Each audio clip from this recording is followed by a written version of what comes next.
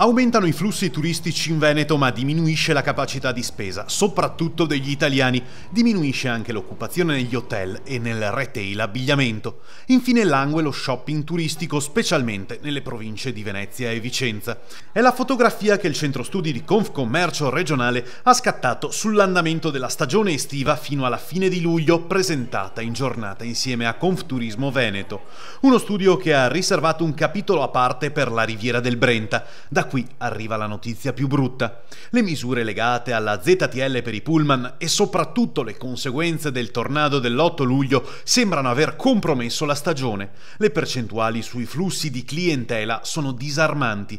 In luglio, rispetto allo stesso mese dell'anno scorso, gli hotel hanno registrato un meno 7,61%, i ristoranti meno 19%, i negozi di abbigliamento meno 32% e quelli legati allo sport e al tempo libero meno 33%.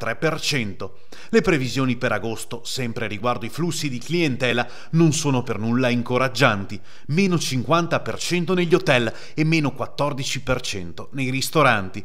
Il tornado dunque ha spazzato via case e attività commerciali, ma ha anche messo in ginocchio il comparto che tradizionalmente porta più ricchezza nella zona, il turismo.